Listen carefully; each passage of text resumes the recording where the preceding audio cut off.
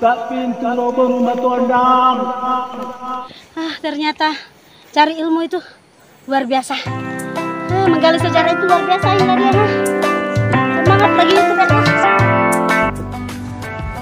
Assalamualaikum warahmatullahi wabarakatuh. Pemirsa, jumpa lagi dengan saya Mahdian Tamin Rangkuti, di mana pada hari ini kita akan mengupas kisah Sambilan Jogging. Jangan lupa di like dan subscribe channel Mahdian Tamin Rangkuti dan share komentar di bawah ini.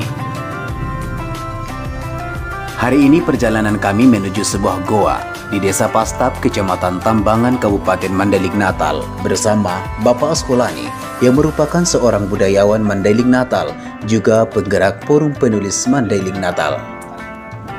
Keberangkatan kami untuk mendampingi peneliti utama Badan Riset dan Inovasi Nasional PRIN Jakarta, Bapak Dr. Obing Katubi.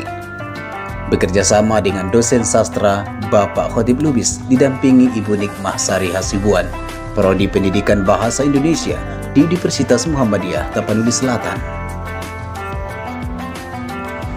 Informasi yang kami peroleh dari tokoh masyarakat bahwa di sana ada sebuah goa yang memiliki kisah legenda seorang wanita cantik yang disebut dengan Sambilan Jogging. Hal ini membuat kami tertarik untuk menjemput cerita yang sesungguhnya, agar cerita ini kelak dituliskan dalam kisah-kisah legenda rakyat Mandailing Natal. Untuk mendapat kesohihan cerita tersebut, kami perlu mengumpulkan bukti dari tokoh adat dan pemerintahan yang berada di wilayah Kecamatan Tambangan. Sebelum melanjutkan perjalanan, tentu kami minta izin kepada Camat Tambangan untuk dapat didampingi kepala desa dan tokoh masyarakat, tokoh adat yang kami anggap penting dalam penelitian ini. Dengan rasa syukur dan semangat, beberapa kepala desa Tambangan ikut bergabung dengan kami untuk menjemput cerita itu ke Goa Pastap. Turut bersedia Kepala Desa Pastap Bapak Muhammad Raja Lubis, Bapak Syahril Matondang, Kepala Desa Aikmais, Bapak Henry Halomuan Lubis, Kepala Desa Pasar Laru, dan Bapak Sultan Oloan Lubis atau disebut dengan Bapak Imbalo selaku tokoh adat Pastap. Menuju goa tersebut, kami menghabiskan waktu dari pusat kota Penyambungan ke pedalaman Desa Pastap Julu sekitar 2 jam lebih, tentu melewati aspal beton sampai ke tujuan. Namun, karena badan jalan sangat kecil, membuat kendaraan yang kami tumpangi tidak dapat melaju dengan kencang. Dikhawatirkan pejalan kaki atau kendaraan lainnya akan muncul secara tiba-tiba, walaupun sepi dari kendaraan. Setelah kami sampai di Desa Pastap, kendaraan roda 4 tidak dapat masuk langsung ke pintu goa, hanya bisa parkir di pinggir jalan yang sangat langsing sekali. Lalu kami berjalan kaki dengan jarak tempuh yang sangat dekat dari pemukiman warga setempat. Kepala Desa Pastap dan warganya sangat serius merawat sumber legenda ini, ditandai dengan bangunan jalan beton sampai ke bibir goa, sehingga kendaraan roda 2 dapat langsung ke sana. Kami mulai menapaki jalan menuju goa dengan rasa bahagia, melewati jembatan gantung serta disuguhkan suara sungai Aikmais yang deras lagi jernih, ditambah hamparan sawah yang baru saja pemupukan terbentang luas di kaki bukit Goa Sambilan Jogging.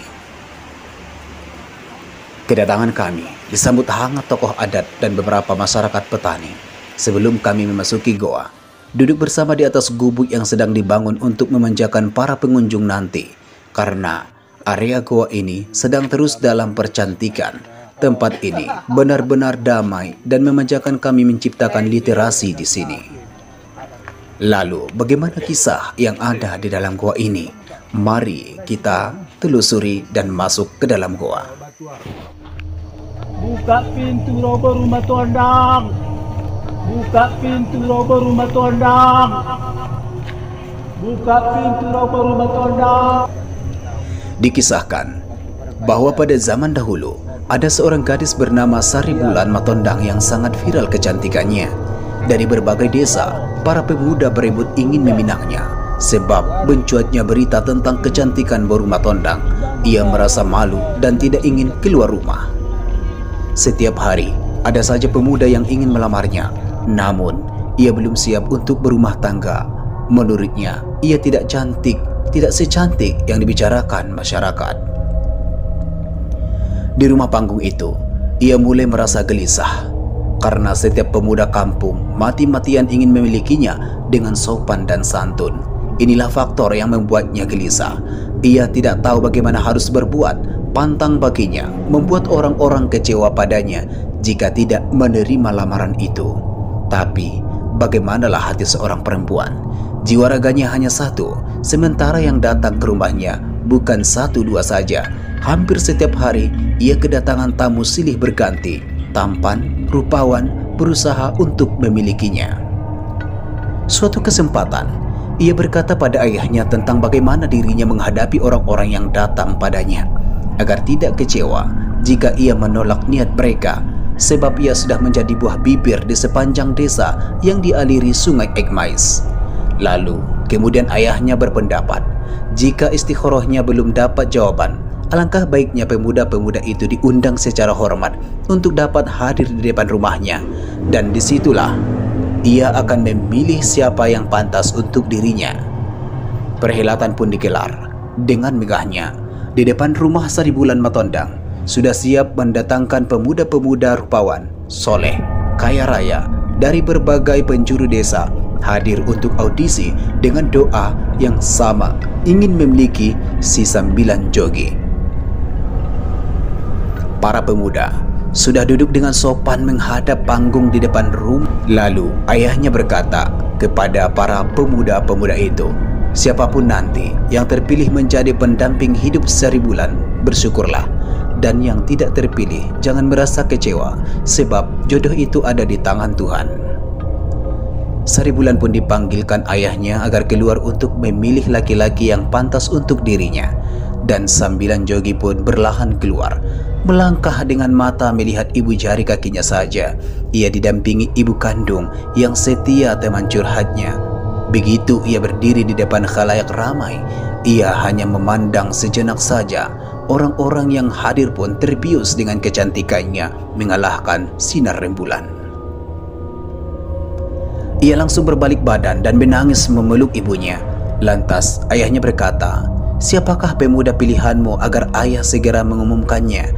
Dan putrinya berkata, wahai ayahku, sungguh aku tidak pantas menjadi pendamping mereka. Saya melihat mereka seperti cahaya bulan, indah dan menyejukkan. Sedangkan diriku hanya seorang putri petani sepanjang masa.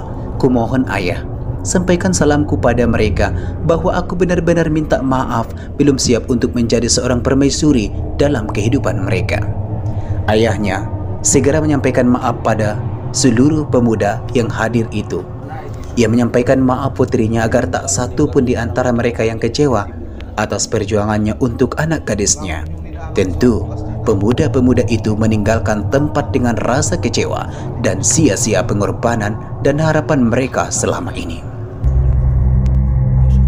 Sambilan Jogi tidak henti-hentinya menyalahkan diri, menangisi kedua orang tuanya, merasa telah menampar wajah kedua orang tuanya di hadapan masyarakat, mempermalukan kedua orang tuanya dengan cara yang tidak wajar.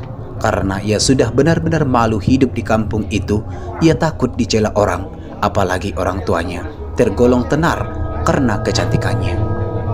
Di malam hari, ia berkata pada kedua orang yang paling berjasa itu dalam hidupnya, dia ingin sekali pergi jauh meninggalkan kampung bersama malu yang ia. Ayahnya sudah bersikeras untuk mengurungkan niat Saribulan Matondang, tapi ia lebih bersikeras ingin pergi agar orang tuanya tidak mendapat teror dari perbincangan masyarakat.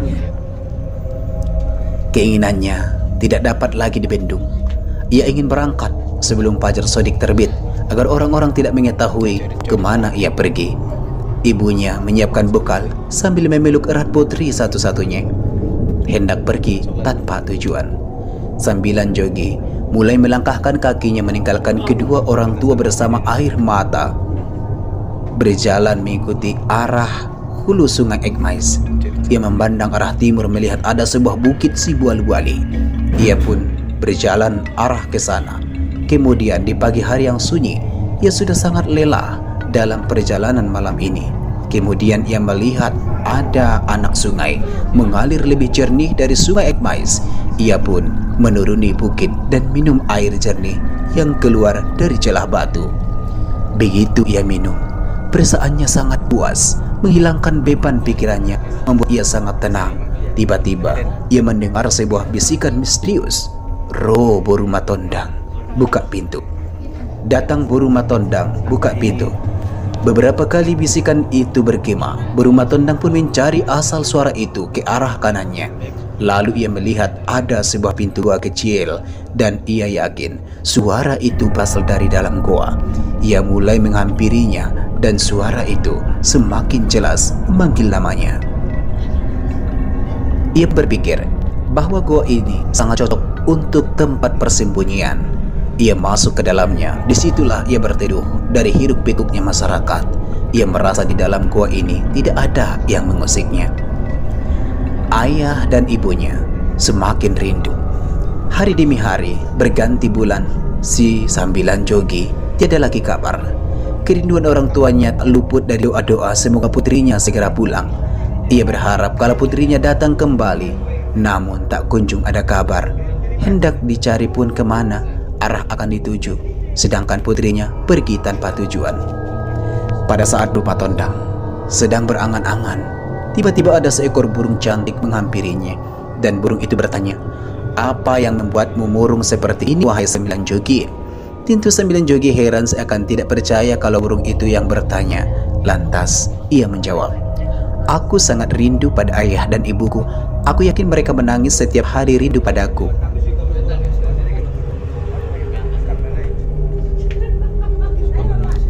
"Jika aku pulang, aku sangat malu melihat masaku, dan aku tidak sanggup celotehan itu didengar kedua orang tuaku." Burung itu berkata, "Kalau kamu rindu, izinkan aku pergi mengirimkan pesan salam pada ayahmu dan mengabarkan keadaanmu di sini sedang baik-baik saja." Dengan senang hati, Sembilan Jogi pun berterima kasih pada sang burung cantik dan baik budi itu. Burung pun terbang menuju rumah Sembilan Jogi, dan ia mendapati ayah Boru Matondang sedang dirundung rindu. Burung itu berkata, "Wahai Tuan yang malang, saya datang untuk mengabarkan tentang keadaan putrimu Saribulan Matondang sedang baik-baik saja di dalam gua Pastap. Jika Anda rindu padanya, apakah pesan yang ingin kusampaikan padanya?" Dan si bapak terkejut, seolah tidak percaya bahwa burung itu bisa berkata dengan mengirim pesan bahagia. "Wahai burung, kalaulah memang benar kabar gembira ini, sampaikanlah rindu kami pada putriku, bahwa kami di sini sangat menunggunya." Dan burung itu pun terbang membawa balasan pada Sembilan Jogi. Hatinya menjadi tenang bahwa kedua orang tuanya sudah mengetahui di mana keberadaannya. Sejak ia masuk goa itu, sampai sekarang tidak pernah keluar. Konon, kata masyarakat yang ada sawahnya di pinggir goa itu, kerap sekali mereka melihat sosok gadis cantik bermain air di situ, dan mereka yakin bahwa itulah Sembilan Jogi. Ia tidak pernah mengusik masyarakat, dan bisa dikatakan setiap ada orang ia pasti sembunyi karena malu sampai sekarang.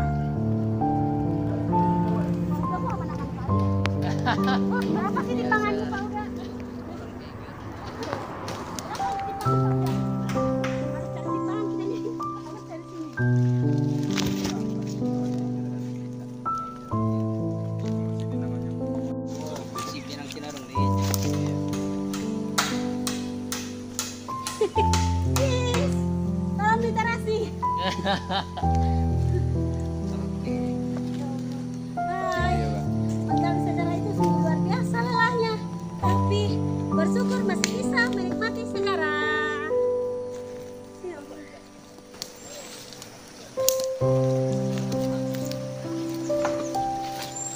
Tapi kok tadi di belakang, kok bisa di depan ya? Melanggar. Melanggar aturan main Bapak ya.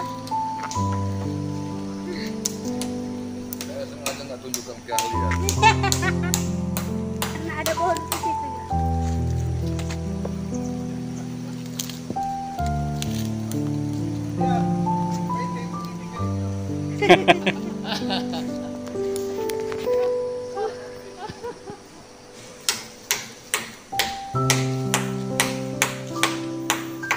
laki berumah tondang. Mana lagi berumah tondang maranda.